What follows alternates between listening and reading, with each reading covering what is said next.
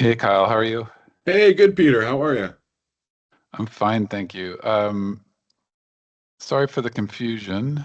No Um, worries. I thought the other way around, but like I said, they usually want me to use the other one, and I'll get a nice jacket on too.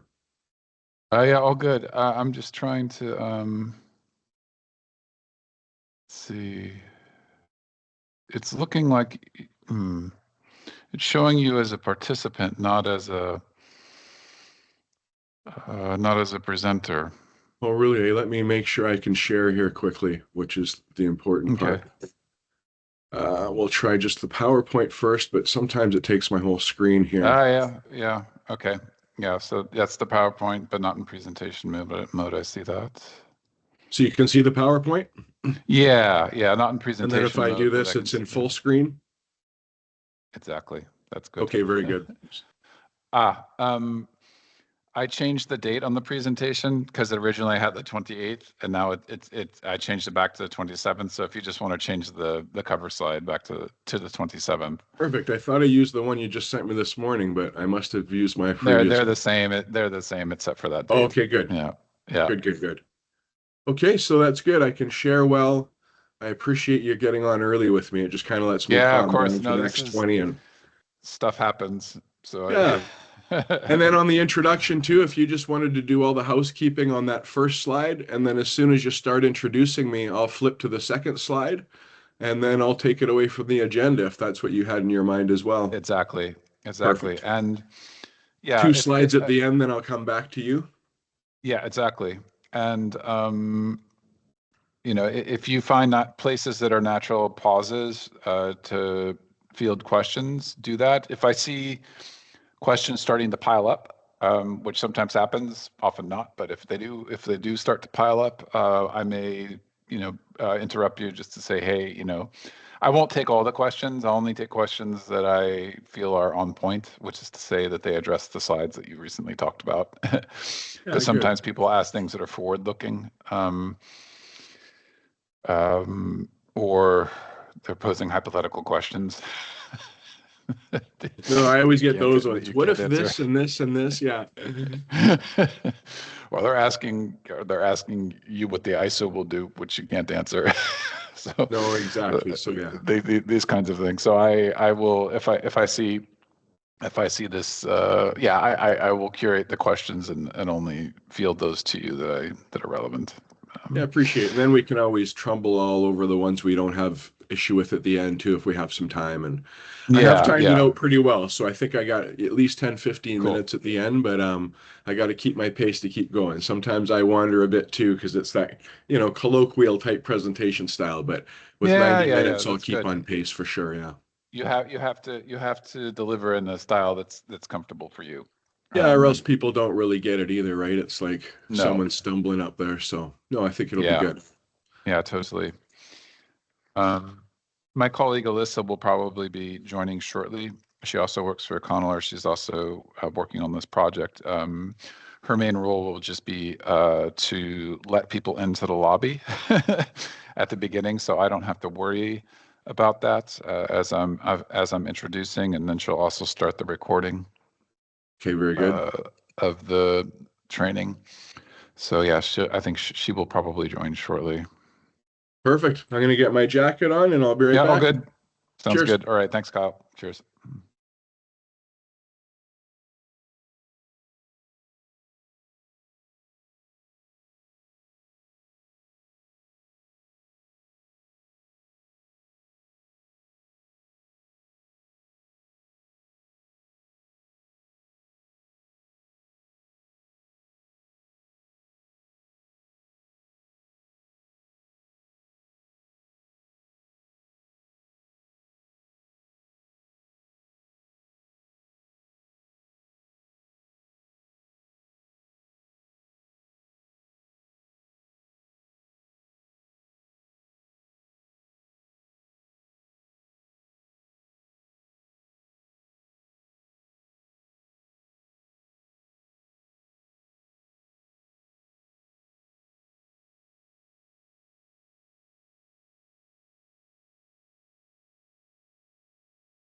So do you have many other trainings going on in before the holidays, or is it Yeah, slowing no, down? this is my last one. I think the next one's in January, and then they have a couple more set for the Scope 1, 2 one, but that embodied carbon one, I don't know when we're doing that either. So Okay.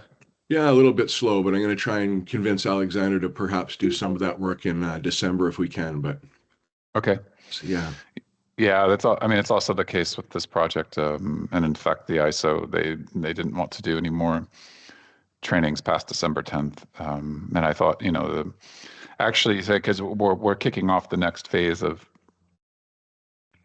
this endeavor in the new year, and one of the basically the packages of of these capability building services, which is an extension of the one that I'm doing now, is focused on decarbonization and electrification. So it's I think your presentation on net zero will probably be the first of that bundle, which is kind of nice because it's an overarching theme that covers everything else that will be done after that. oh, very good. Yeah. Hi, Alyssa. Good morning. Hi, Good Kyle. Nice to morning. meet you. Hi, Alyssa. Nice to meet you as well. I work on the same team as Peter, so I've offered to let participants in so you guys can focus on everything. So I'll just be in the background for about 15 minutes, and then Peter, I'm sorry, I have to hop off. I No, all good. No, thank you. I appreciate it. Yeah. look forward to hearing the recording, though. Yes. Good. And Kyle's teed up to also do the follow-up training early next year on net zero planning, which I was just saying it's a nice way to kick off the phase 2 for electrification / decarbonization, because it's the broadest subject within that bundle, I think. Yeah. And I did want to ask you, Peter, I know I got an email from Alix yesterday. She wants to get all the billing in before a certain period because I guess their contracts. Is it all right if I bill for the publication of Scope 1, 2, 3, net zero, and then this presentation altogether? Yeah, that's Are we fine. far enough? Yeah, okay. Yeah, I'll do that's that good. today then because I know she was anxious. So I'll do it after this call and get that one in. And then we'll try and extend that contract and bill for the net zero in the new year, if that works well. Yeah, that's fine. Okay. Yeah, and if she hasn't followed up about extending the contract, she will soon. She's aware that needs to happen. Okay, very good. Maybe when I send her the bill today, it'll rattle that. Yeah, or you can also just remind her, say, hey, Peter mentioned this, and she's got a lot going on, of course, at the end of the year, like everyone. But yeah, so she's aware that we need to make that minor contract modification. Yeah, I appreciate that.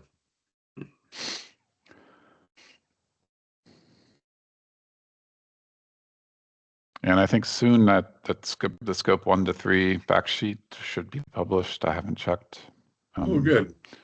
But that's good. And hopefully we can get the net zero one published before the end of the year. If not, it's okay. We do it. I'd like to have them out at least a few weeks before the trainings, the associated trainings. Then there's certainly time to do that if we do the net zero training at the end of February. Yeah, very good. Yeah.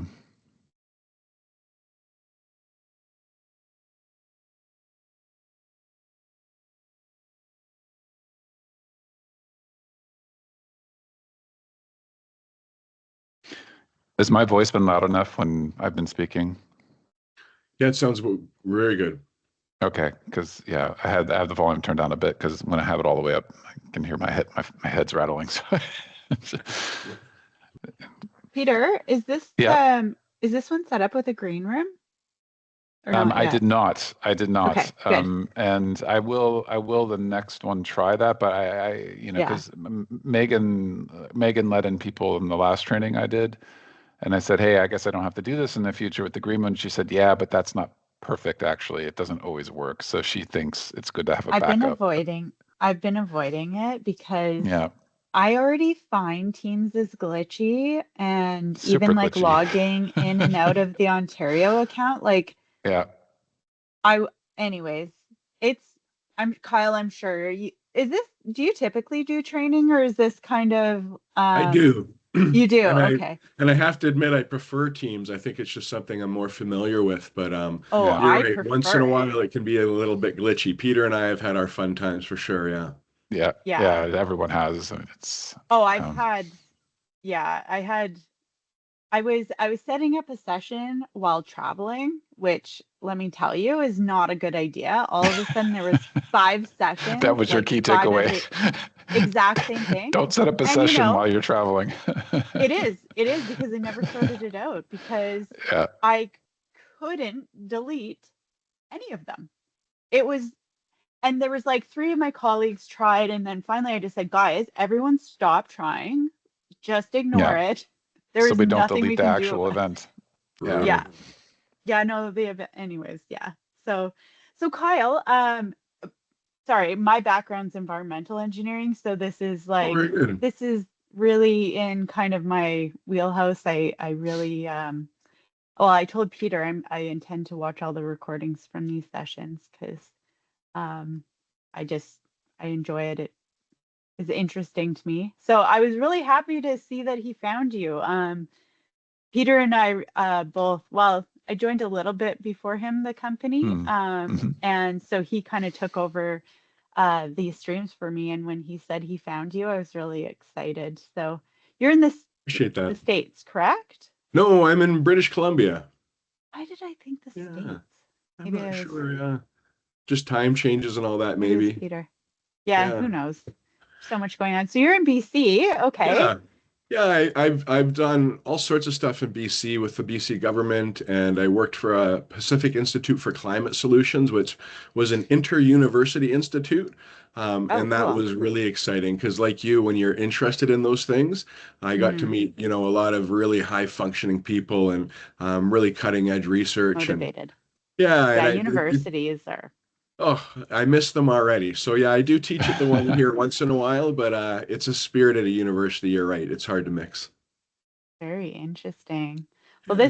this is really cool. So, so you primarily in training, or you also do you put out inventory reports? Yeah, I kind of, it's funny because I've been doing so much training. I haven't been doing too much of it, but what I kind of find as a specialty is getting in and helping companies before they go to validation or verification. Oh, yeah, Um, yeah, yeah. it's just they're charging a fortune, these accounting firms. So I can go in there, save them a bunch of money, find some errors first. And the other thing people don't realize is the verification, they can't really teach you how to fix an error. They can just point to it.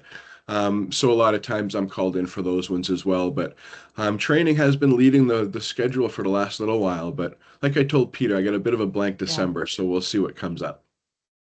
yeah. My I actually saw what you were talking about firsthand. I worked for a large gold mine and was in charge of their greenhouse gas reporting. So um, I basically learned from our consultant and then realized how really easy, I shouldn't say easy, but once you No, understand what's happening, it's not super challenging. no, it's converting to You just have carbon to be language. accredited. Yeah, Yes, absolutely. And yes. there's some nuances you have to watch as you go forward, and then scope three is a whole separate animal. But you're right, Oh, it's scope yeah, three it's is, let's just say we weren't doing scope three back then. That's, no, yeah, that's all right though. Most companies tackle scope one and two first, and but yeah, yeah. it's the same for scope three, just a little bit more difficulty getting activity data and factors usually. But Mm-hmm. Mm-hmm. yeah, Well, that's cool. So we'll have to, yeah, I'll have to keep you in mind yeah, over in absolutely. BC.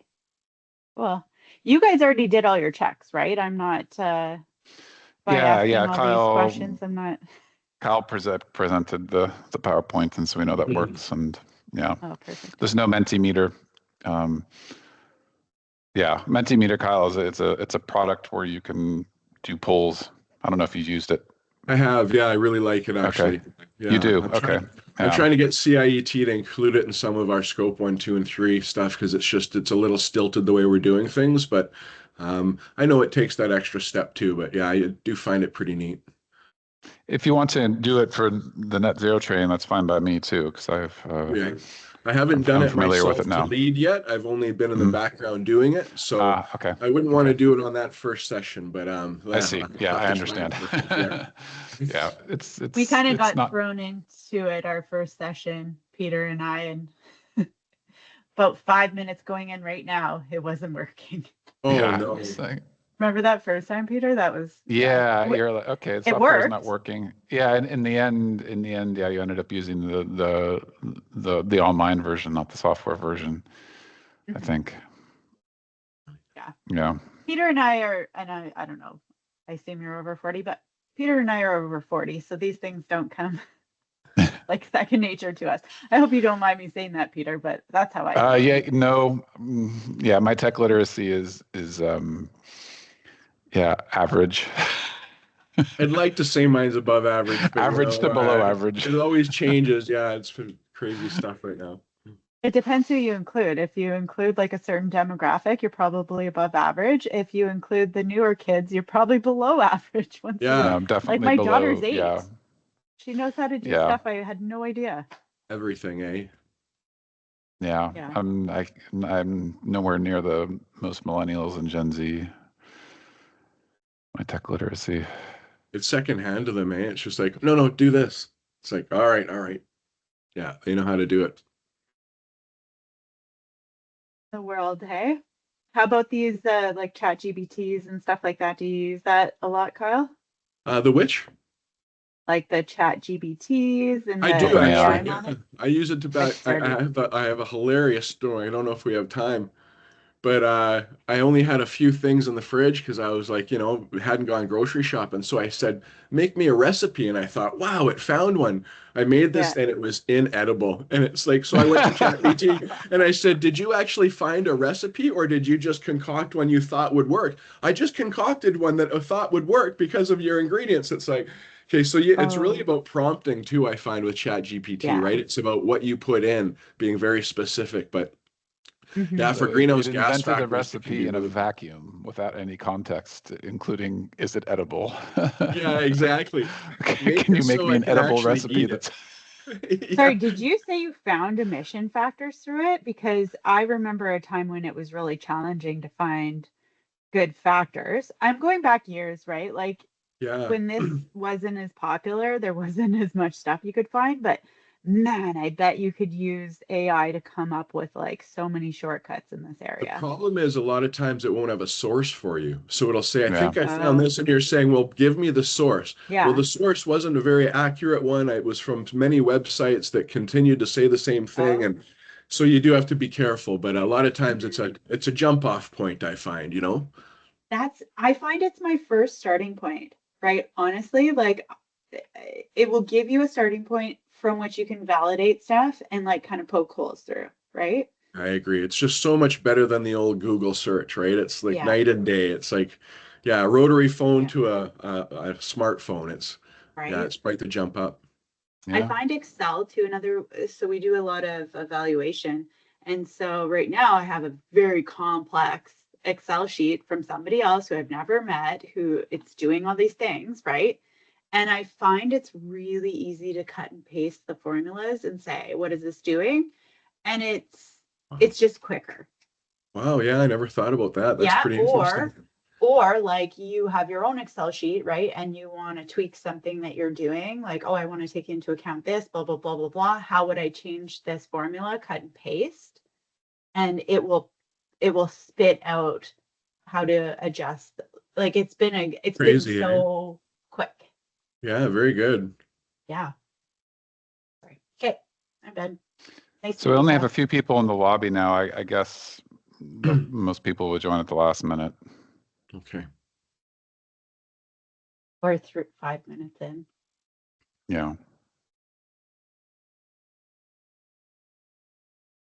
It must be very early there, Kyle. It is, yeah, 7. 7. Okay. So not too It's bad. Peter 9 gets me up all the a.m. time. Yeah. Yeah, All the it's time. 9 a.m. where I am. Yeah. Our meetings are usually pretty early for me and they're later for Peter, but they Yeah. work. Yeah. Peter's always running late hours to Yeah, my accommodate hours us. are variable. It's all good. Okay, I'm going to hide myself and Peter, you just let me know. Do you want to start it and then I'll just let people in after, or do you want me to start it? Yeah, let's wait a minute still. But when we're ready to go, I guess I say go, and then if you could let everyone in, and then just start the recording. Sounds good. We'll Well, give it good another luck, minute. guys. Looking forward to Thank you. hearing Thanks this for your help, session. Alyssa. Thanks, Yeah, Alyssa. Nice to meet you. Yeah, you too, Kyle. So I'll give it one more minute, Kyle. It's Sure. And you just let me have know when you want me to start sharing, and I'll pull up the background screen. okay,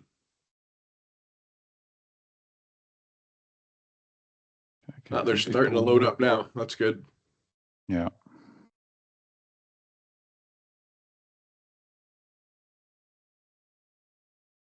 Okay. Yeah. If you want to load up the background, if you want to load up the screen now, we can do So, that. let me share the window. Sorry, Peter, just one thing. The recording has already started. That's fine. Started. Yeah. Okay. Okay. Thank you. Let me know when you're ready.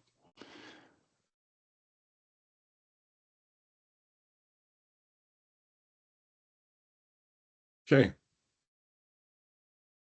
Okay. Kyle, are you ready? I am.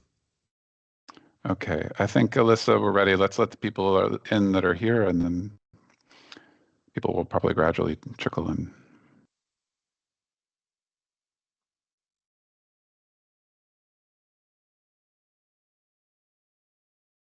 Good morning, everyone, and welcome to today's information session. Hold on 1 minute. Excuse me. Good morning, everyone, and welcome to today's information session hosted by CIET on behalf of the ISO Save on Energy initiative. My name is Peter Lemoine, and I will be facilitating today's information session. Before we dive into the content, I'd like to go over just a few housekeeping items. First of all, please ensure that your microphone is muted unless you are speaking. Second, this session is scheduled to last 90 minutes. Third, we will be monitoring the chat throughout the presentation for any questions you may have, and we'll address the questions that directly pertain to the slides being presented. The slides used in today's presentation will be shared with all attendees after the session. And finally, note that the session is being recorded. The recording will be made available to all participants afterwards for reference. And with that, I'm pleased to introduce today's presenter. We have Kyle Aben, who's the owner of Carbon Realities Consulting, here to lead today's information session on setting up a greenhouse gas emissions inventory for scope 1 to 3 emissions. Kyle is a climate change professional with 16 years of experience in greenhouse gas accounting. He has quantified GHG emissions for companies of all sizes, for universities, local governments, communities, heritage sites, and events, including the 2015 Canada Winter Games. Kyle has taught carbon accounting and energy management at the University of Northern British Columbia and at the former Quest University in Squamish. In addition to teaching, Kyle has gained experience working for organizations like the Pacific Institute for Climate Solutions, the David Suzuki Foundation, and West Fraser Timber. Welcome, Kyle. And with that, I turn it over to you to take us through the session. Yeah, thank you very much, Peter. I appreciate that introduction. And I think the only thing I'd add here is that, when I am teaching a lot of these students, there's very high functioning students. They're very smart, but you don't get wisdom without practice. And I think that's what I'm hoping to bring today is that some of my experience through quantifying all these different inventories, I've had millions of tons verified. So hopefully I can give you some of that experience today. So first of all, before we get to the objectives of this day, I did want to just go over the agenda. Peter introduced CIET a bit. If you do want more information, there is lots of information online about all their offerings. It's been really great working with Peter and CIET. Peter's gone over the housekeeping issues, so just to reiterate, it is being recorded today. If you do have questions, you can use the chat, but we will have time at the end to take some questions as well. But for the most part, our presentation today, we're going to be talking about, what greenhouse gases are, why are we concerned with these certain gases, what are they doing, and then we're going to talk about how to measure them. So we'll go step by step. We're going to talk about who's measuring their greenhouse gases currently, what's been the impetus for people to actually start a greenhouse gas footprint and continue to measure year after year. And then we're going to talk about the 3-scope system. So you're going to hear about a scope 1, a scope 2, and scope 3 quite a bit today. And these are the different buckets that we place our carbon emissions into once we are starting to quantify and account for them. And that will be, probably the crux of this presentation today, is that we really will define scope 1, 2, and 3 for you. By the end of it, you'll be able to be fluent in carbon language. And as we said, at the end of the presentation, we do have some references for you to take away. And then we are going to leave some time for questions if you have any. So let's jump right in. The objectives today, we want to give you the basic information about greenhouse gases, including the types and their impacts. We want to give you the definition of scope 1, 2, and 3, and then really provide the foundational elements for developing a greenhouse gas inventory.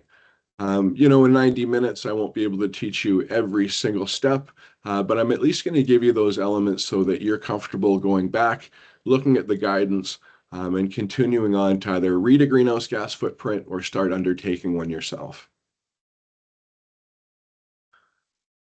Okay, so you might have seen this graphic before, but it's, we need to talk about this to understand why we're measuring greenhouse gases.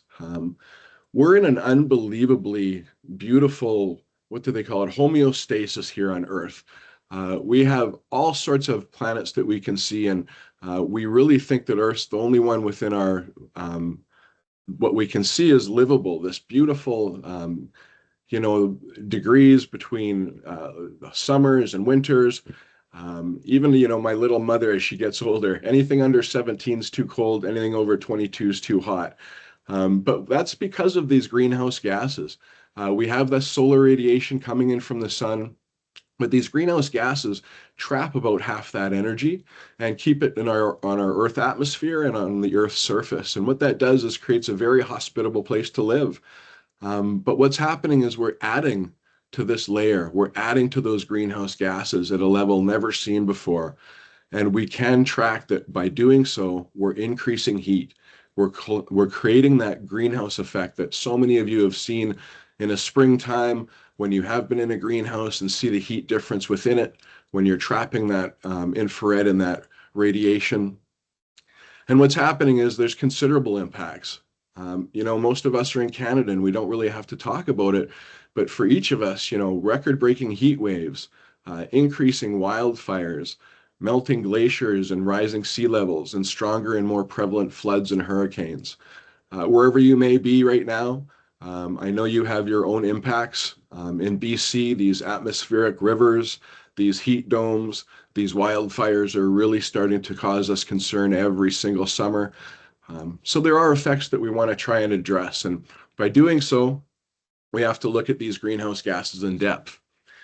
And this slide, there's a lot to break down. So I'll take a moment just to go through this, and perhaps I'll pause for a question after. But these are the 7 main what are called Kyoto gases that we're looking at. So we've looked at all the gases in the world, and we know that these are the ones that are really a high impact. And if you've seen this list in the past and you've only seen 6 gases, by all means, don't think that list was poor. This 7th gas, the nitrogen trifluoride, it was actually added in 2012. I guess it's used in all sorts of panel production, large screen TVs. And as you can see, I'll explain in a moment, but the global warming potential is very high.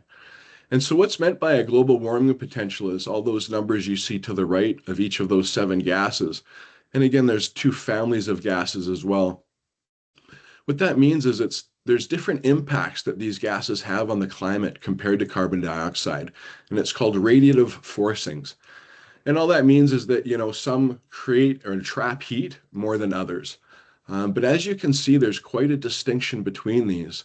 Methane 28 times as powerful trapping heat as carbon dioxide. Nitrous oxide is 265 times.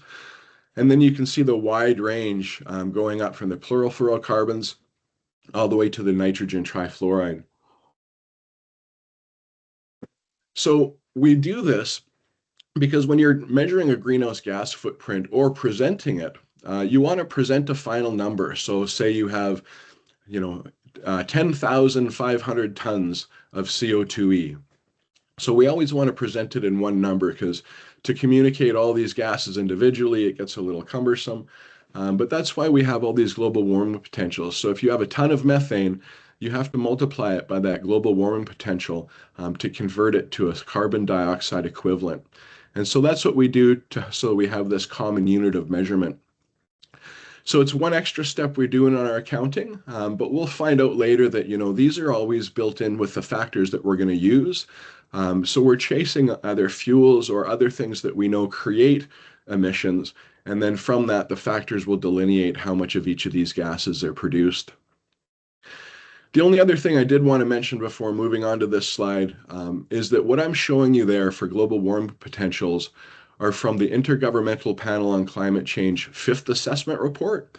And so what that means is that every few years, the Intergovernmental Panel on Climate Change is considered the world's leading scientific body on climate change. And what they're doing is they're trying to get things right. But what that means is that every couple of years, they might change these global warming potentials somewhat. And AR6 is currently out. And so these new global warming potentials have been updated. But I wanted to show you these ones because it's the most common ones you're going to see for probably the foreseeable future. It takes time for people to change to a new global warming potential. I know many Canadian provinces were stuck in AR4 for many years because, again, if you change your global warming potentials, you're going to have to go back in all those previous years and do all those calculations again. So it takes time. But just be cognizant that when we are measuring a greenhouse gas footprint or looking at one, we're going to be very clear at stating what global warming potentials we're using, and any carbon footprint worth its weight will have that listed for us as well. Okay, if there's any questions, Peter, you let me know. I know there's a couple very detailed slides here, but I'll carry on for now. Yeah, not yet, Kyle. Thank you. Okay, so we've talked about what gases we're concerned with. We've talked about the different impacts each of them have. So now it's a matter of who's decided to take this challenge on to measure their greenhouse gas emissions. And, there's all sorts of reasons we're doing so, and some might shock you, some might not. But I think the first one that is obvious in Canada is a regulatory compliance. So, most provinces, if you have a facility that's emitting 10,000 tons or above, then you do have to report your emissions. When you come under compliance to, the Ontario EPS, well, I think it's 50,000 tons, but it's pretty standard to have to report and produce a carbon footprint for any facility over 10,000 tons in Canada. So that's driving quite a bit of it. We have international commitments we're trying to meet. We have an output-based system as a federal backstop if a province doesn't have its own. So, there's quite a few manufacturing, electricity generation, mining, waste management, all sorts of different divisions and types of businesses are into the regulatory compliance. So that's driving some. But I'm really shocked and perhaps happy to tell you that the second one is probably driving it more than any of these on the list. The investor and stakeholder pressure is just gaining by the day. Large organizations like BlackRock are now very concerned with ESG. And for those of you who don't know, it's called environmental social governance. And one of the main environmental conclusions in ESG or factors that they look at is your carbon footprint.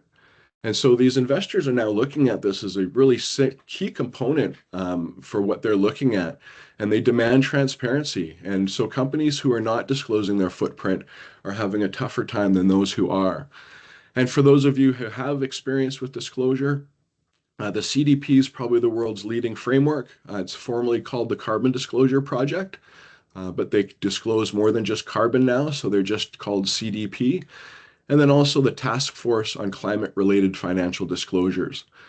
So those are driving quite a bit of it, and they probably have a little bit to say with all the other ones. So consumer demand's having impact on those investors as well. Consumer demand in North America, it's just not as strong a driver as it is elsewhere. I worked with a forest products company in Europe, and they just could not sell a product without a carbon label or an environmental product declaration stating the carbon impact of their products. So perhaps it's not as popular here, but I think if you're a Canadian, you've probably seen Royale's tissue paper commercials lately. They're carbon neutral, and they're branding that and advertising it very, very tremendously all over the airwaves right now. So obviously it's speaking to some people, but just not gained a foothold as it has elsewhere right now. And then risk management. There's reputational and financial risks. If you have one single supplier in your supply chain that's not under regulatory compliance and has other environmental problems and is a carbon, poor on their carbon, this could be a risk. And I think that people and companies are starting to realize this more. There's a company called Lululemon out of Vancouver. Their own investors are currently suing them because they believe that they claim they're an environmental company and yet their footprint continues to go up. So again, a lot of the risk management's causing this too. It's helping companies investigate things they would not have otherwise investigated. And so it can be a benefit there as well. And in Ontario, the big companies are not, they're on board with this. RBC, Magna, Manulife Financial, Loblaws, Rogers, Barrick, the whole list. And if you look at that list, it spans banking, manufacturing. Manulife Financial is, in fact, I think they consider themselves the world's largest holder of natural capital. They own so many forests, and so they're very involved in forestry and landscape accounting that's coming out in January. We have Loblaws, restaurant, we have technology company, gold, energy, and again, CN. CN's very much leading the way on this. Rail is by far on land the lowest carbon way to transport something, and they know it. And they've been working very hard for years to not only support their own carbon footprint, but help measure those of the people who they're working with. And then the last note on this slide is that some smaller organizations are also feeling the pressure to measure their carbon footprints. And this is due to the supply chain requirements. And what I mean by that is a lot of these big companies are now looking into Scope 3. And you'll learn later that Scope 3 is the supply chain. And so when these big companies want answers from their smaller suppliers, they're going to have to come up with those answers. And those answers are doing a carbon footprint themselves or a carbon product footprint. And so it's causing a lot of the smaller companies who never really had this on their radar to start understanding that doing a carbon footprint can be a benefit. Okay, so now we got to talk about who developed this system. Why are we using it? So the Greenhouse Gas Protocol is really considered the world's preeminent guidance on greenhouse gas accounting. It's all the recipes you need. It's all the tools you need. And so it was developed with a partnership between the World Resource Institute and the World Business Council of Sustainable Development. And they really do work with governments, industries, NGOs, businesses. They're not working in a silo. So they really try and develop their guidance with the people who are going to be using it. There are some updates coming in the next year or so. They've been taking feedback for, I think it's the last 18 months, 2 years. So they don't change their stuff too often, but they are very much the framework that almost all corporate accounting is based on. You might have heard on a provincial level that you're being regulated to an ISO 14064 standard. And again, just slightly different language, but ISO and the Greenhouse Gas Protocol are completely fungible. They're compatible with each other. Just like I said, slightly different language in some of it. The reason I would suggest always leaning on the Greenhouse Gas Protocol is just the in-depth guidance it's giving you. ISO 14064, I think it's 73 to 100 pages long. where just the corporate standard alone is over 300 pages. And then they have another standard for scope 2, another one for scope 3. And so, I'm not saying that they're overwhelming to read, but when you do have a problem or have an issue, they're far more explanatory about those issues, where ISO 14000 is just very much more prescriptive. So again, they do work together. They're compatible. So if you see the different language, don't worry. Scope 1, Scope 2, and Scope 3 are just called direct, energy indirect, and other indirect, but otherwise very compatible standards.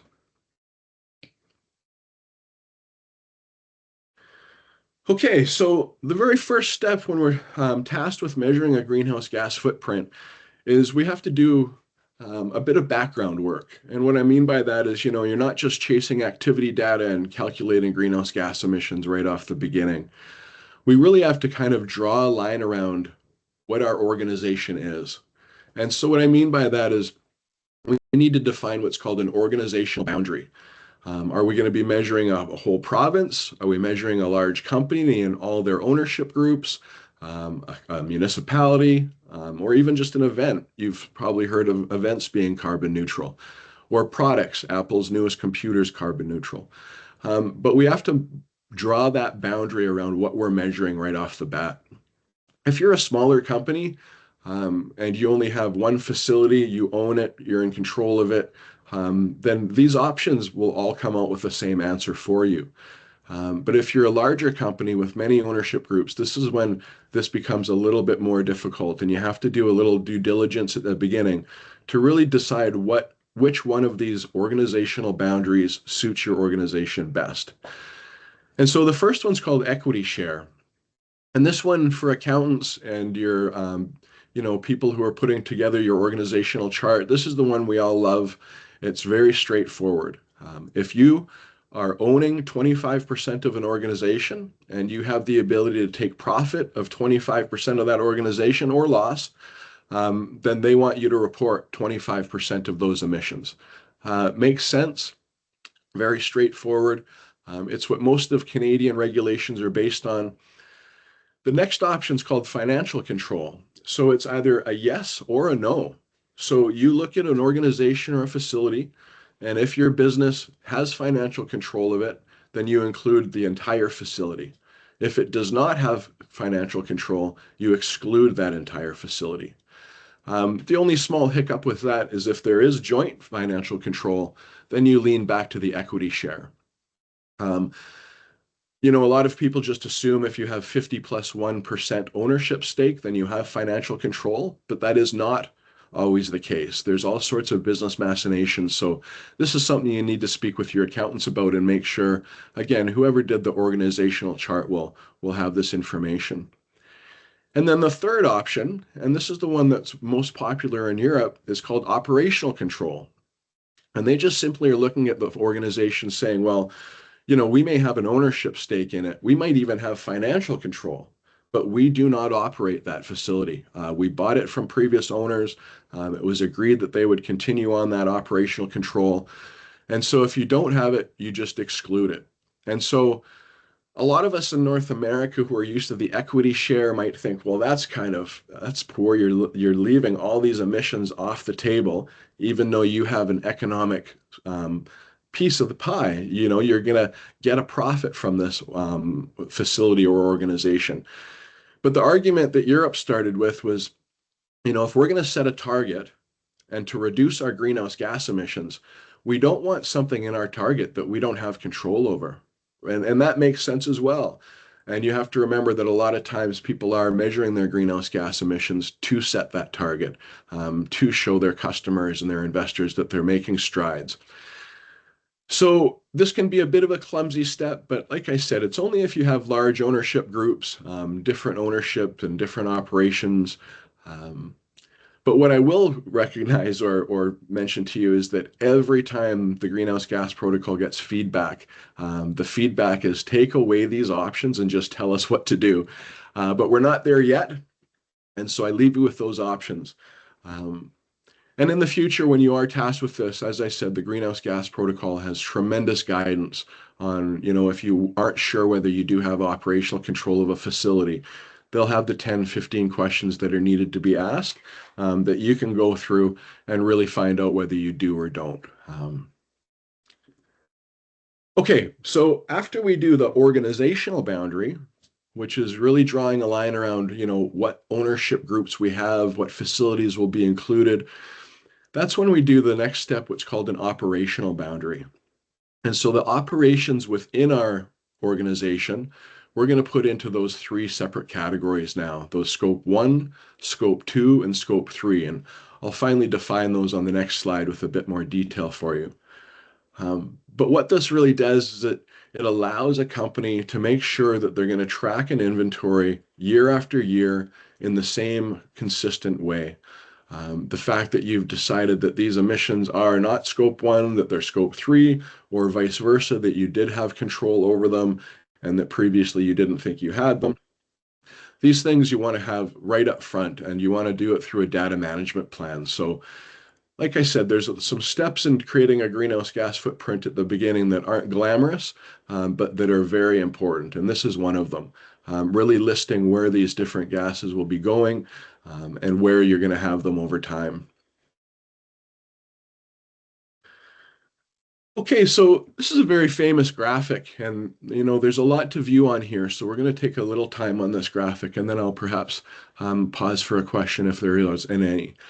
But you can already see that this graphic is a bit old. I've had to add the nitrogen trifluoride at the top and another bubble there. But what this graphic is trying to show you is that, scope 1 emissions, they're the direct emissions generated from owned and controlled facilities. So these are, I don't want to call them the most important emissions, but these are the ones that are most tangible to you, the most in your control.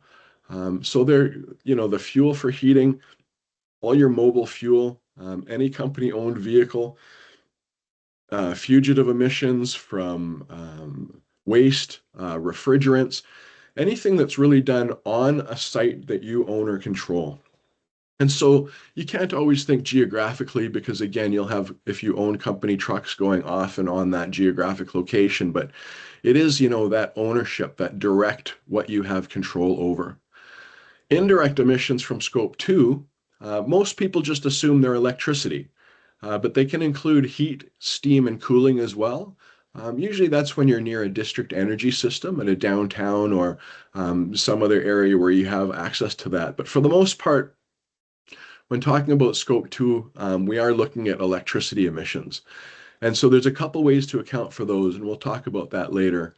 But what they separate these because although you're flicking the light switch and using that power, the emissions for that power are being created elsewhere, right? They're all at the generation sites and all the producers of that power, but we're the end user. And so that's why they call it indirect.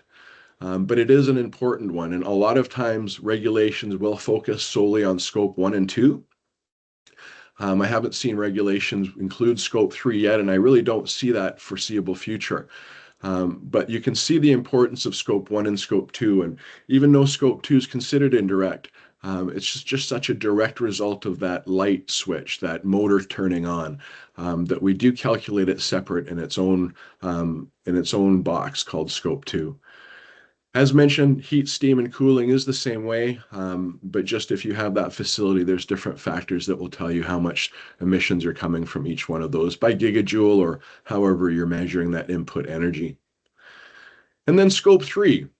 So scope 3 can be tremendously daunting to people, but really it's just, it's like anything you do for the first time. You chip away at it and you will get there. But what scope 3 are called is the supply chain emissions. So there are all these other indirect emissions generated from your supply chain. And if you start on the left, there are these 2 purple loops. There's one for upstream activities, and then to the right, there's one for downstream activities. And so if we go through a few of them quickly, purchased goods and services. So if you're purchasing, say, X tons of steel per year, well, there's a greenhouse gas impact to explore for that steel, to develop, to extract that steel, to transport that steel, to manufacture that steel to a usable state that then you're going to use.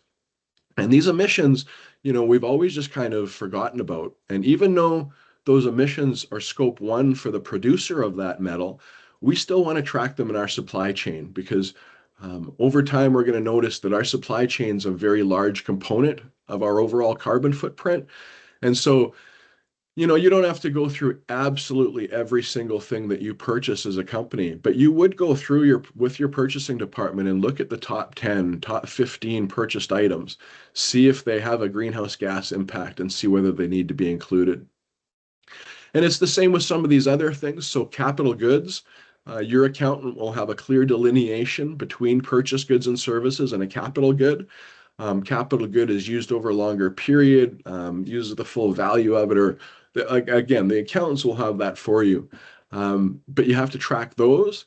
And then the next category is fuel and energy related activities. And so what this is when we're measuring scope 1 for our natural gas, we're measuring the emissions we're creating on site from burning that fuel. But we have not calculated the emissions for exploration, development, and transportation to us. And so a lot of factors for automobiles or for mobile fuel will now include what's called a well-to-wheel factor. So that includes everything from the well, all that extraction right to your wheel, where in the past, you would only have from engine to wheel, so the emissions created from your car. And if that's the case, then you've only included those engine to wheel, then you need to include those those upstream emissions in your fuel and energy related activities. So really that category is usually with a bracket saying fuel and energy related activities not already included in scope 1 and 2. So there's some are obvious here: transportation and distribution. So getting these materials to you, waste generated in your operations, business travel and employee commuting. These are ones that a lot of financial services companies have done in the past. It's kind of considered the easier scope 3. But again, for a large manufacturing company, it's usually just so small that it's considered what's called de minimis. And the greenhouse gas protocol allows you to exclude an emission if it's less than 1% and onerous to account for. But remember, you're going to have to justify that to a verifier. So you're at least going to have to make a calculation to suggest why it's de minimis. So we usually do so if we can.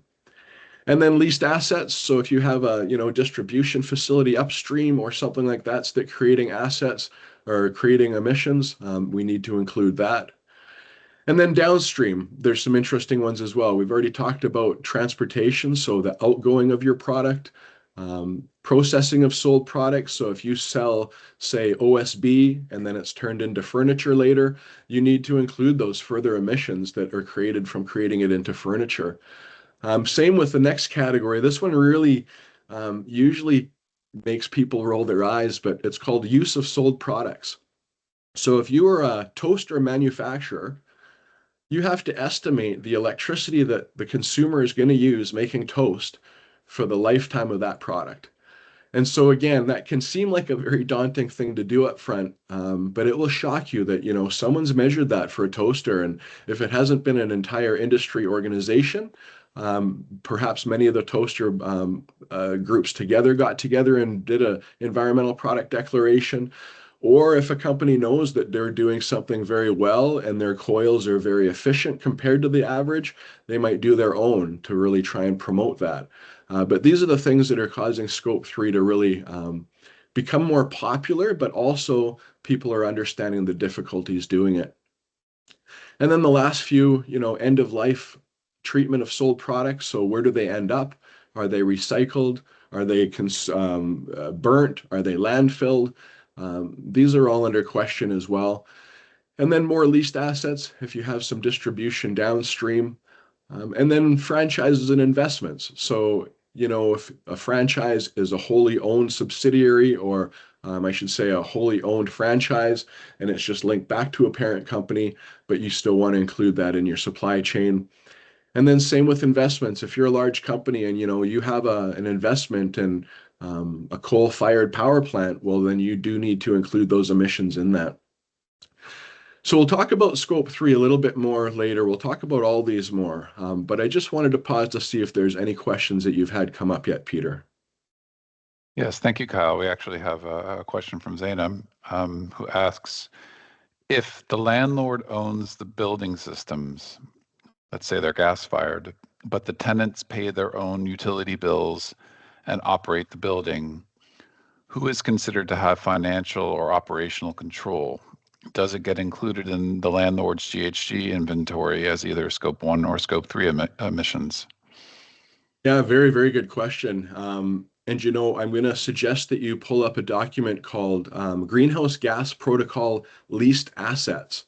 And what that's going to do is it's going to give you a matrix, because I can't just give you that answer straight out. What happens, in fact, is that it depends on whether you have operational control or equity control or financial control. And if that's the case, sometimes your Scope 1 emissions will skip to a Scope 3. But yeah, that matrix has helped a lot of people I've had online who have had buildings or things to manage. And so if you tibble up that matrix and then you look at the operational or organizational control that you've adopted, it will tell you what scope to put that bucket in. So yeah, thank you for that question. Anything else, Peter? That's the only question for now. Thank you, Kyle. Okay, good. I'll move on. Okay, so now we'll talk about each one of these scopes in a little more detail. And then I do think we have a calculation example of each one later as well. But so these are the ones that, as I mentioned, they're really the ones that we're most concerned with. And, saying under regulation, it includes Scope 1 and 2, you might suggest that we're as concerned with Scope 2, but these are the ones that we have the most direct control over. And so they're on-site fuel combustion from your natural gas or your whatever you're using for heating, hot water, other processes. And then it also includes biomass emissions, but you have to be very, very careful here. When you're using biomass, what we do is we only account for nitrous and methane in our Scope 1. The carbon dioxide is actually reported separately outside of our boundary. And what I mean by that is we might note it somewhere on our carbon footprint, but it's not going to be included in that total that I talked about, 10,560 tons. It's actually going to be outside reported separately. And the reason for that, it's not quite as easy as I'm going to make it sound, but in the past, if the biofuels are from a sustainably managed forest, that carbon has just been sequestered recently into the tree or into the biomass, and then again will be resequestered into the tree or the biomass if it's in a sustainably grown area. So it's considered carbon neutral, the CO2 component. For those of you online who know reporting a bit more in depth, it's not quite that nuanced. It's the fact that we're calculating the CO2 emissions in the forest, really. But the fact is we report the CO2 separately. So and the nitrous and the methane component are usually very small. So that's why you do see a tremendous amount of biomass used in the forest industry in Canada. And then Scope 1 also includes company-owned vehicles. So again, any fuel burnt in the equipment, your trucks, your propane for your forklifts, any of that will be included in your Scope 1. And then, as I mentioned, fugitive emissions. So refrigerant leaks, chemical processes. If you're a natural gas distributor, every mile of your pipeline will have fugitive emissions, every pumping station, and there's factors for each one of those. So the slide says they're usually the easiest to quantify, and easiest is a loaded term, but by all means, they usually are the most straightforward. And they're calculated by collecting data on fuel consumption, chemical uses, stuff that right? You're paying for all these things. They're very direct. Your accounting firm has complete control over all this information, and they know, where to get it and how to get it. And so that's why Scope 1 is usually the most straightforward one for people to do. Scope 2 in the past has been fairly straightforward, but they've kind of added a wrinkle to it. And we'll talk about that next slide. But before we talk about the wrinkle, Scope 2 emissions, as I mentioned, they're the emissions from indirect energy. So purchased electricity, purchased steam, heat, and cooling. And again, that's because the emissions are occurring at the power plant, not at the organization actually using the power. Usually tracked in kilowatt hours or gigawatt hours. And if you look to the right here, I've given you an example from the latest National Inventory Report These are the greenhouse gas factors for across Canada right now. And again, these are called location-based factors. And what I mean by that is the whole location is all of British Columbia. They take all the power producers within that geographic area. They average out their CO2 impact per kilowatt hour, and then they give you this number. And when we're talking about scope 1 emissions, like for natural gas of burning it, it's going to be almost the same worldwide. It might change a bit for, pressures and densities and altitudes, but it's going to be very, very close. Where you see these emissions for electricity can vary widely. And Alberta, even though it's very high there, they've done unbelievable steps. I was involved in their coal phase out many years ago. They were trying to match what is clearly Canada's single greatest climate change event, or I should say climate action, was in Ontario, got rid of your coal-fired power.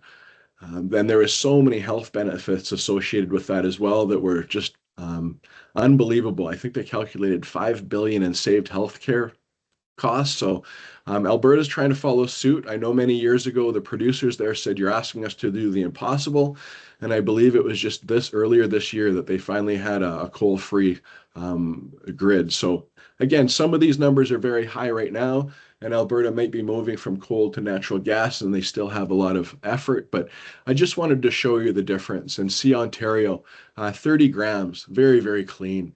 And you know why, your nuclear power. But look at some of the others, Quebec, Newfoundland and Labrador. That hydropower is unbelievable when it comes to carbon dioxide emissions.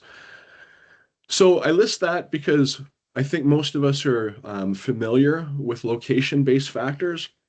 If you use 10 gigawatts of power in BC, then you go over and you calculate that 10 gigawatts by the 15 grams, or kilowatt hour in that case is the factor. And so it's a fairly straightforward factor or calculation to make. But what's happened now is they're giving us two options to calculate our scope 2 emissions. And so one's called location-based, as I've mentioned. And so that, again, reflects the average emissions intensity of the electrical grid. But they also are allowing what's called a market-based accounting. And so what market-based accounting is it allows you to go a little more granular. So if you know that you're not just buying from the average in BC and you're buying from two specific producers, then you can put those specific producers' impacts on your ledgers instead. And the reason why many companies with targets are using this second one is because you can include the contractual instruments then. So if you buy a solar array, if you have renewable energy credits, power purchase agreements, you can include these and deduct it from your scope 2 emissions. Where those of you on the phone who know about setting a target right now, the Science Based Target Initiative is probably the world's leading institute, and they will not allow offsets in your target. So you have to reduce from within. But they will allow these renewable energy credits because they see it supporting that change to a clean electricity grid. So what most companies are doing right now is measuring both. You'll notice in Canada, it's hard to find some market-based figures. And what you're really doing is using location, but then just adding your RECs and your power purchase agreements. But in the States and elsewhere, we're getting much better at getting a more granular look at where power is coming from. The power producers themselves are keen on this. If they're beating the location-based, then they obviously want to sell to you. We're looking to reduce our scope 2. Why wouldn't we buy it if it's the same cost? But most companies are reporting both of these at this point. And even on the CDP, if you're reporting to them, they're asking you to report both location and market-based accounting. But the trick is you can only use one of these to set your target and to communicate over time. So I would suggest to you that almost everyone is moving to the market-based accounting just because over time it's going to be a benefit to your targets and your efforts towards reductions. Okay, so this is scope 3. And so I'm not going to go through each one of these categories again, but I just want to say that, they are indirect greenhouse gas emissions, but they're in your supply chain. So what I mean by that is you still have the ability with your dollars to dictate things. And I know a lot of times there's so many constraints on, a manufacturing needs, this, that, cost, quality, transportation distance. There's all these things that come into play, and carbon cannot, supplement all of those. It never will. But if you do have all, what's the term in Latin? Ceteris paribus, if all things are equal, and you have two products that are identical and meet all your requirements all otherwise, and one's lower in carbon, well, then you're going to pick that one lower in carbon if you're now measuring your scope 3 emissions and trying to make reductions. And so that's why a lot of companies, like I mentioned, are feeling that pressure to do their own carbon footprint. They really want to be able to communicate that up to the purchasers they have, to let them know that they have a carbon or a product that's either low carbon or that they're making strides to reducing it. But you can see within these 15 different categories that there's a lot within it. Transportation, there's all sorts of efforts in North America with smart, forgetting the name of it right now, SmartWay. So you can not just look at an organization's history and their quality at, say, the Better Business Bureau. Now you can get a rating for their carbon per kilometer. These are things we never had the ability to do in the past, and it's really starting a whole momentum within all sorts of businesses to become to do a carbon footprint. Business travel, employee commuting, like I mentioned, these are things that a lot of times companies include because they want their employees to feel like they're part of doing it. They're part of the change, part of the reduction. But a lot of times it's not, a tremendous impact compared to these other scope 3 categories. But as it says at the bottom here, scope 3 is the broadest and quite often the largest category. So I worked with a top 2,000 company in Canada, and I think their carbon or their scope 3 are about 65% of their overall emissions. And that's fairly standard. And because of that, you really have to look at scope 3 in a different light. And what I mean by that is, you have to understand, like I mentioned at the beginning, it's highly unlikely scope 3 is ever going to be regulated. Scope 1 and 2 are those preeminent emissions, the ones you have most control over. And so those probably are going to be the ones that are regulated. But scope 3 emissions are going to enable you to do a carbon footprint, to communicate all these different things to your other suppliers downstream and upstream. But you don't have as much control on it, and we have to recognize that. So what a lot of companies are doing is setting a separate target for their scope 3 emissions compared to their scope 1 and 2. And even the Science Based Target Initiative, which is really the most stringent target setting process in the world, they will also allow you to do that. So they bridge it. You might have a 40% reduction in scope 1 and 2 in the next 10 to 15 years, but only looking for a 20 to 25% reduction in scope 3, as they know it will take time for this momentum to go forward. And the other thing is that, you might be able to find the upstream emissions for some of your goods and services. So even a 2x4, I know that you can find the emissions it takes to create a 2x4 right now.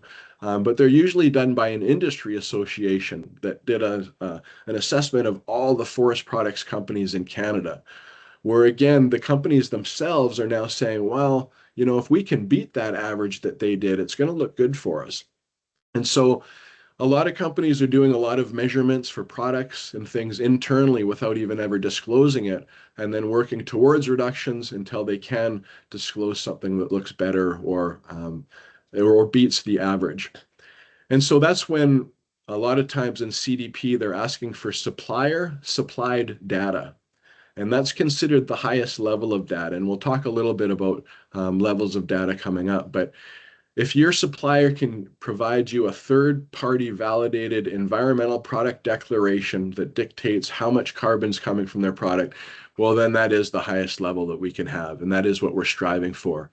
But I think it's Unilever who said they had over 17,000 suppliers, and out of those, their top 300 made up 80% of their scope 3 footprint, and out of those 300, only 10 to 15% actually had a carbon footprint. So we know we're at a nascent stage in scope 3, but by all means, don't let the overwhelming feeling when you first tackle this stop you. It's just literally going through section by section here. And what you do is you take what are called spend-based metrics. And so you just generally, how much did we spend on goods and services? And you put it into a factor and it will give you a round number. It's not something you usually want to use in the end of your footprint, but a lot of times you still have to. But what it will do is tell you which of these 15 categories is material to you. And not all of these will ever be calculated, right? You're not going to have leased assets and investments and franchises for the most part. So the other ones you can just go and use what are called IEOO, input-output models, spend-based models, that just give you a good estimate whether these should be calculated or not. And then from there, you can dive in deeper and look for better factors. If you've ever chased carbon factors, you know how difficult it can be sometimes. And scope 3 is definitely the one where you're going to have the greatest challenge. But by all means, it's doable. And by the day, the factors are coming out more and more. All right, Peter, are there any questions after that one? I know it's a lot on that slide. No further questions at this point. Thanks, Kyle. Okay, very good. I'll move on. So this is what I'm talking about, the quality of the data. So I already mentioned that, there's always different levels and layers. And over the years, your job is to continue to improve your footprint. So even if you had a poor carbon factor that you used at the beginning and you've always used it, well, you shouldn't just continue to always use something just because you've used it. You should be looking each year if there's an update to the carbon factor. If you're a regulated body in Canada, February, usually the new factors are coming out that you have to use. But there's different levels. And the one we've had here is the example of fuel. So if we have nothing but the amount that we spent on fuel, so just the bill, doesn't say liters, doesn't have anything, we can still use that, right? We can calculate the amount. We can convert that on an average price per liter in that area or jurisdiction for that period of time. Then we convert it to liters, and then we find out or assume what vehicle that we're using. But you notice that's a lot of steps we have to take. Whereas if we just had an estimate based on distance, there's factors based on that. So every mile a car goes, every mile a truck goes, I should say kilometer, my apologies. Every kilometer a large articulated semi goes. They have factors for these. But again, it's not quite as good if we have the actual liters of fuel used. And so that's what we're always usually striving for in the greenhouse gas is like, if you're not getting billed currently that includes the liters, well, talk to the supplier, get them to put it on the next bill. And why haven't you in the past? So it's a lot of these things in your accounting and that you're going to have to kind of brush up over the time or over the years.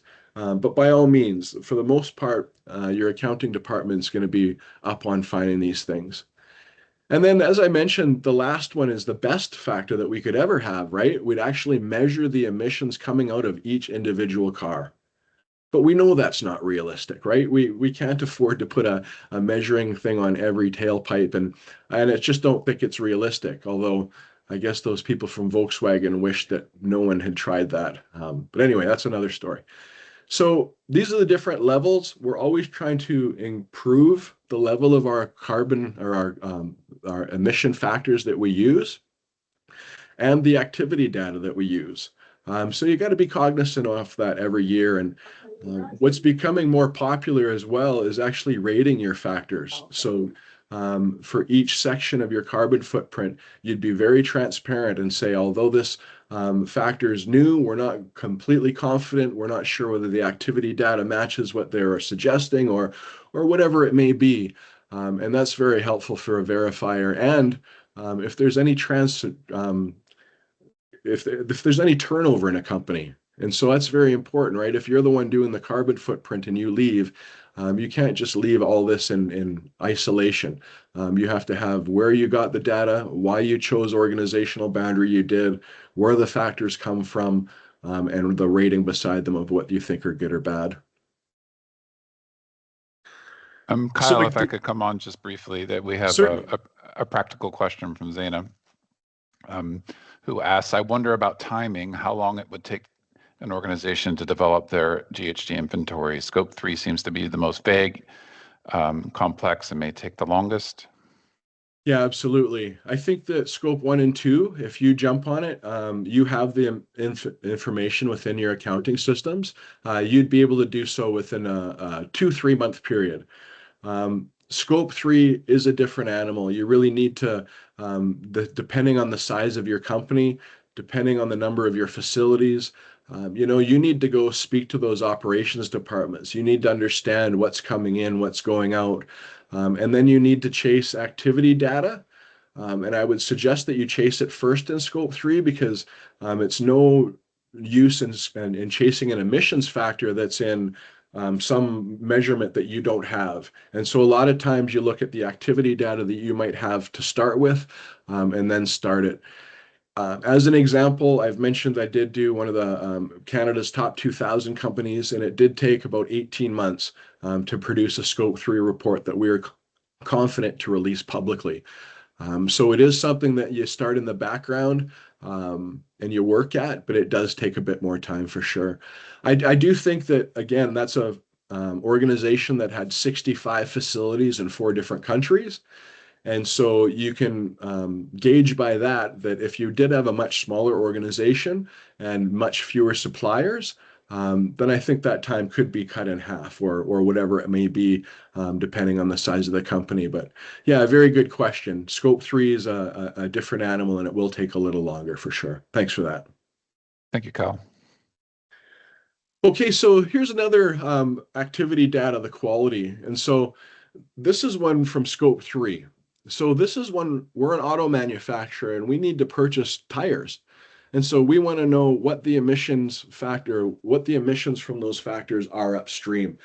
And so if we go to our accounting firm and they say, well, we don't track the number of tires we purchase, we just have a total value in a year. Well, then we could go back to the supplier and extrapolate that out, right? Average cost per tire.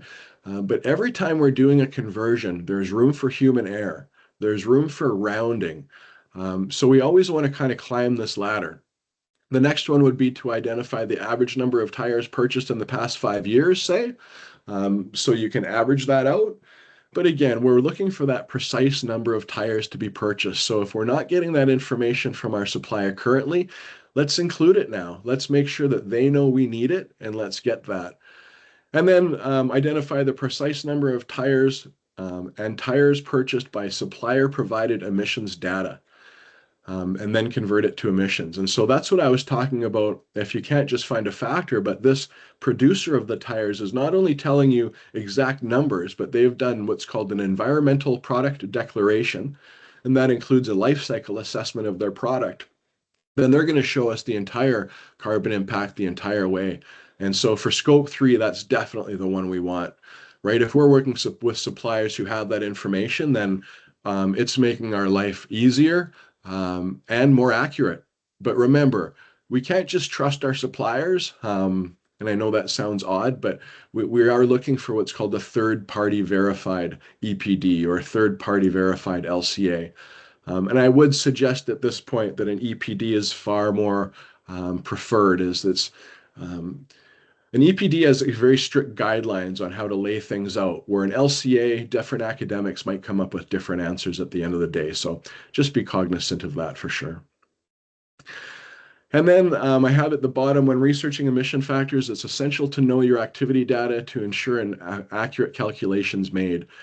And if you don't have the gigajoule and you have to convert it to a cubic meter, a lot of times when you find the factor that you're using, they'll have the conversion factor right there for what they've used. And that's handy because, there's sometimes slightly different conversion factors, even if it's a long decimal point. And so if you do need to convert, use the one that comes with the factor if possible. But as you see, there's all sorts of ones you're going to have to convert: kilowatt hours to gigawatt hours, kilograms to tons. Working with people in the States, that can be very fun. Canadian dollars to US dollars if you're looking at some of those capital goods and things for Scope 3. So just a warning to be very careful. Every time there's a calculation or a conversion, there's room for human error. So here's a quick calculation example. We're going to do one for Scope 1, 2, and 3. Scope 1's fairly straightforward. So this is for natural gas use. And so when you finally find your factor for natural gas, this is what it's going to look like at the top. As I mentioned, they have provided us a unit conversion factor for gigajoule to cubic meter. And then they've also listed each one of these individual gases for us. And this is really important. I think I've mentioned to you before a CO2e, and we do have a factor at the bottom of the page for CO2e, but it is really, it's become the norm to really want to disclose and break up the 3 different gases that you're having, or I shouldn't say that, the 7 different gases that you're creating. But by all means, if you look at a carbon footprint and you only ever see these first 3, don't be shocked. They are by far the most prevalent. But you know, for a lot of the energy producers, you will look at the sulfur hexafluoride as well. It's used in high voltage circuits and transformers and things. But they really do want you to report the gases separately. And they're doing that because even though I mentioned earlier that global warming potential we measure over a 100-year period, we know that methane over a short period has a real impact, and nitrous as well. So we might want to address these individually, and by just converting them all to CO2e at the final, that's good for conversations in your sustainability report, but we do want to have each one of these gases as a total in our report background as well.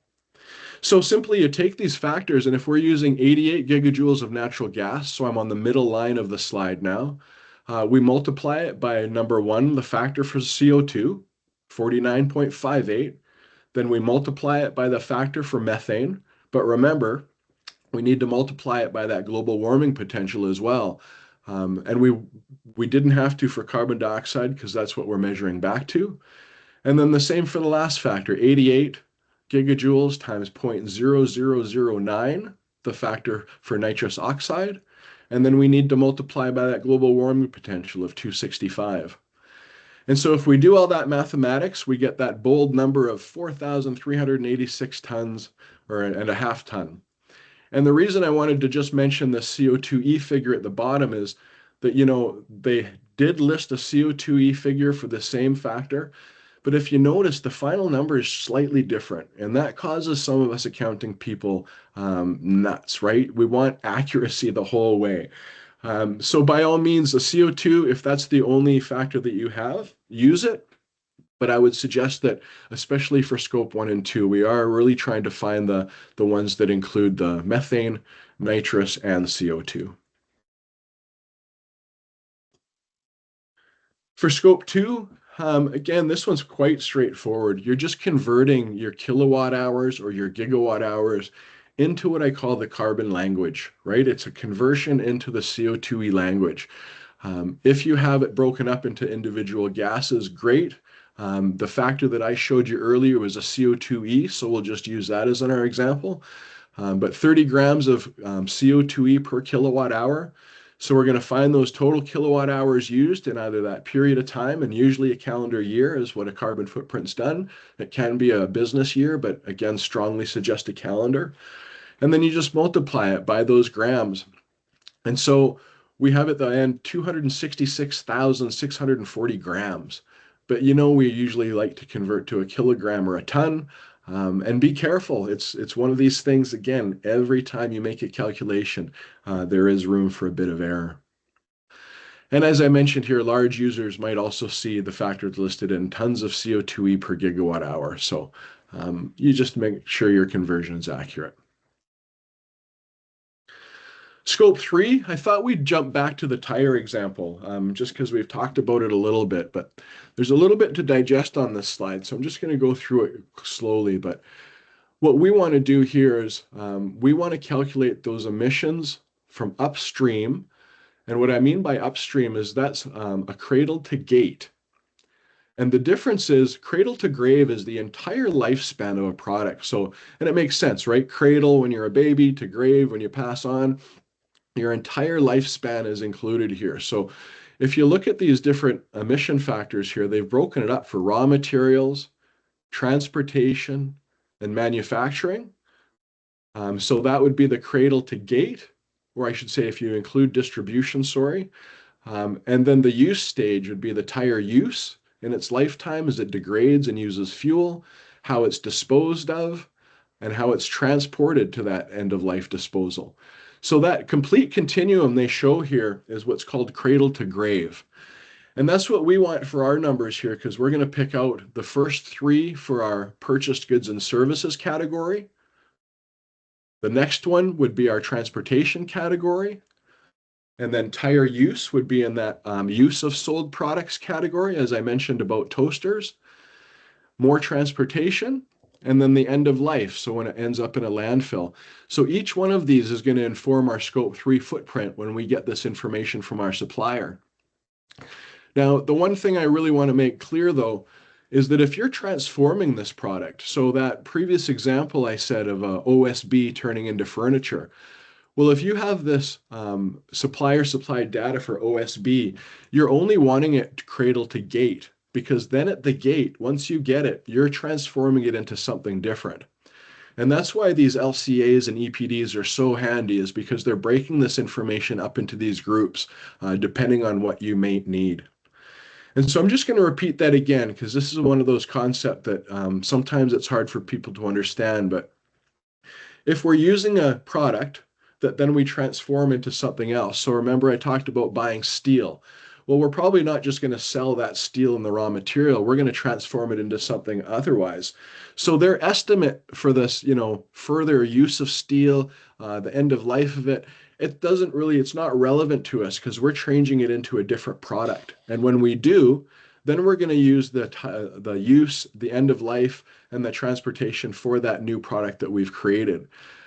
So when you're looking for Scope 3 emission factors, you need to be a bit careful, whether you're going to be transforming that product or whether you can just use the entire lifespan of it here. But again, it's simple. If you want to do a CO2e, if you're just measuring the tire impact, then you can calculate that all and combine it all, and you see the total there at the bottom. It's about 9.66 kilograms of CO2e per tire. But again, we're going to be looking at our Scope 3 calculations, and we're going to dig some of this out. So our products and services category are the first 3, our transportations, distribution, and so on and so forth. So a little more complex, but if you do have the supplier supplied data, then we're in a very, very good position for sure. And I did leave the link here at the bottom for this EPD. And if you wanted to go to Environdec and look at all sorts of others, whether they're relevant to your business or others, I suggest you doing so. They're fascinating, and there's quite a bit of rigor behind them. So if you have time, take a look at those EPDs. Okay, Peter, do we have any questions? Yes, Kyle, we have a question from Ali. Certainly. Can you talk about the difference between operational and life cycle emissions factors? For example, solar PV operational emissions factors might be 0, but a life cycle emissions factor could be greater than 0 because of manufacturing and so forth. Is it more common? Which is more commonly used? Yeah, very good. Operational is very much more common. So when we're doing a footprint, we're usually looking at what it takes, the emissions created from the use of it. But that embodied carbon emissions, those that you're talking about, those life cycle emissions, they're becoming far more popular as well. And that is part of why Scope 3 is as well developing, because you can find them there. If you've done a very good Scope 3 quantification, those embodied emissions should be included there. But what's happening is people are sometimes skipping that step, and they really want to know the embodied carbon of just that product, or what's popular now is called the whole building life cycle assessment, so that people, when they're buying a home, can compare home X to home Y and see a carbon impact. I think when you're looking at the lens of the built environment, they believe operational carbon, so running all these buildings, heating them, keeping them up to date, is about 51% of emissions, and the embodied carbon is 49%, and we've actually ignored them till now. So I shouldn't say ignored them, we've put far less emphasis on them. So very good question. And I would suggest that there's 2 ways to tackle it. Is definitely a really good Scope 3 quantification should include all those. But as I mentioned, the life cycle assessment will include all those embodied emissions as well as the operational carbon. So in that previous slide that I mentioned, let me see if I can go back, the EnviroDeck, if you look at those EPDs, they'll break up into all those sections. They call this an A1 and A2. They break up all the cradle to gate sections, but included in there, they'll also show operational carbon. So it's a full scope there. Yeah, very good question. But I'm working more and more on operational carbon because it is, unless we measure something, we can't manage it. And if we want a built environment that's built less carbon intensive, well, we have to measure the one we have now. So yeah, thanks for that question. Thank you, Kyle. And just as a time check, we have about 20 minutes. Perfect. Thank you very much. I have a few more slides, so we'll have some time for questions. Great. And this example here, I just threw it in for employee commuting. You know, to do an employee commuting survey, as I mentioned, it is one of those things that it seems to engage people. It seems to let them feel a bit more of the reduction. I know it was really kind of criticized in British Columbia when they put their carbon neutral public service organization together since 2008. The only scope 3 they included was paper. Because they wanted people to reduce their paper use and feel like they had a part of it. But, you know, paper use for all these facilities is just such a small component. But employee commuting is one of those ones where, you know, you can support the workplace, you can carpooling incentives, depending where you are. And it can be fairly straightforward.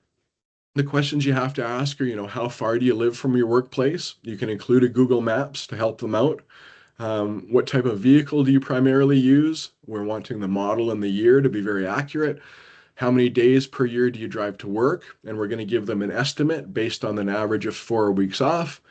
How many days per week or year do you transit? How many days do you carpool?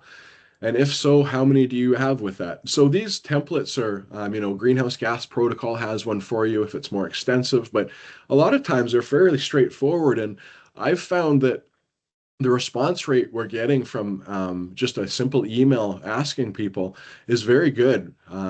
It's typically around 50% in the literature. I've hit personally far greater, but I usually try and get that email coming from, you know, the CEO or whoever I can is top.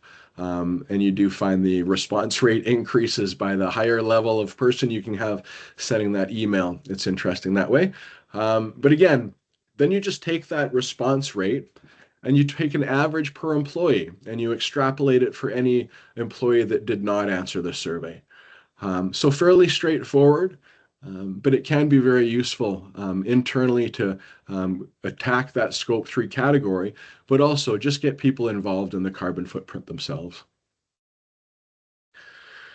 Okay, so this is my last slide, and I just before I hand it off to Peter, but I did want to reiterate a couple things. You know, scope 1 and 2 emissions, they are the preeminent emissions. They're the focus of regulatory reporting.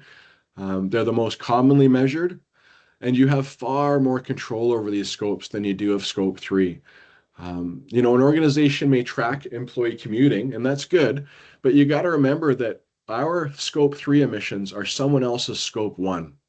So we're really hoping the airline is addressing that as well, and auto manufacturers, and all these people upstream are looking at their emissions as well.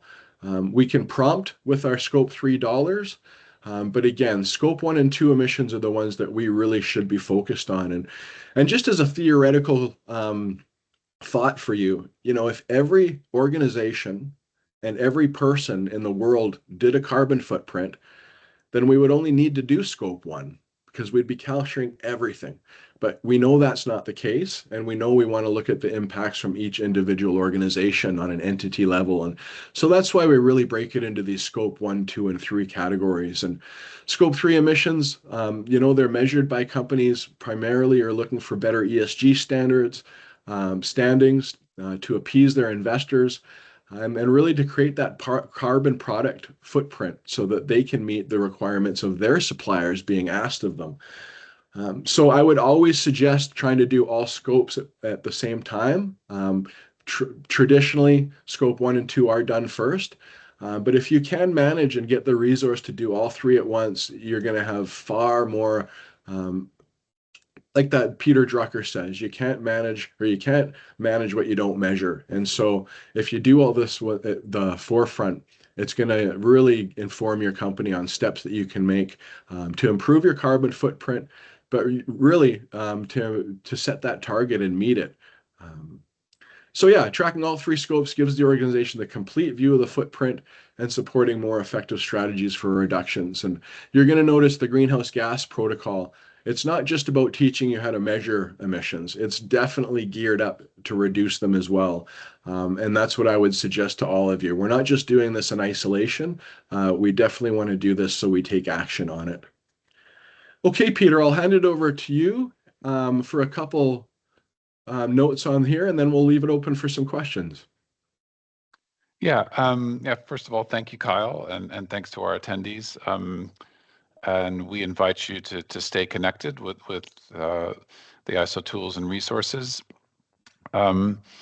including checking out future live trainings, as well as the training and support web page. I will shortly pop in some links here. And Kyle, it looks like we have one additional question so far from Alina, who asks, when setting a 2050 greenhouse gas scope 1 and 2 reduction target, should companies assume in their calculation the Canadian federal net zero commitment of zero electricity related emissions by 2050? Loaded question. I think that a lot of times we've realized in the past that when governments set these goals, they're quite aspirational. And as well, they're not fully in control themselves. They need industry in them and others to work with them. Do I ever see that they are going to regulate that we have to have a zero emission grid by 2050? No, I do not see that. So that's where I think there's still an opportunity if you're one of the companies who have made that commitment. Don't just rely on Canada's commitment.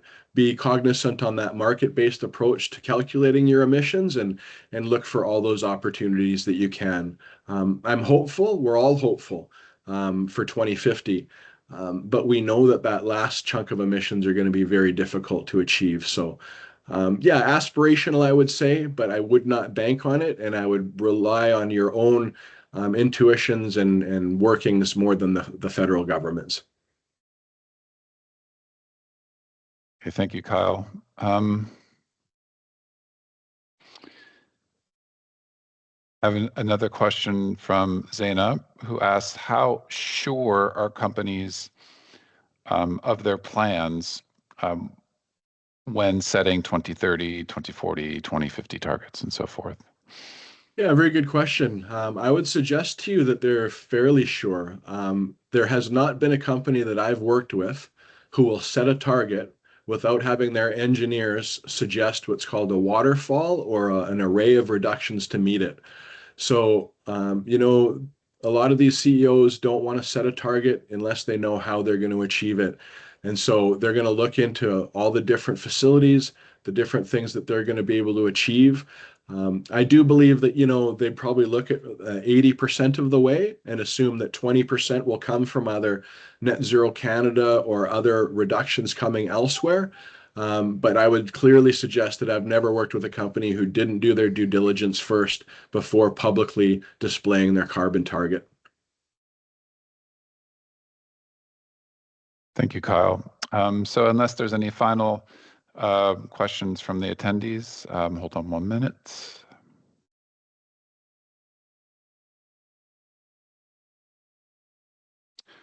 Okay. This is an interesting question from Jinsi, who asks, what if, for example, the Scope 3 emissions from transportation is already accounted for by that transportation company? Will it lead to double accounting from our side? Yeah, very good question. And that's the whole goal of the 3-scope system, is that we're not double accounting within a scope. But by all means, scope 3 are always going to be double accounted just by the nature of them because they're someone else's scope 1. So you really have to remember that we're separating them into these buckets for a reason. And scope 3, we have that less control over. But by all means, we have to make that separation for sure. Thank you, Kyle. So unless there's any final questions, I thank you, Kyle, and attendees on behalf of the ISO and CIET for joining us today for this presentation. And I've popped some resources into the chat, and we look forward to seeing you in the new year. We have a presentation that Kyle will lead on net zero planning in the first quarter. So keep an eye out for that, and we look forward to seeing you then.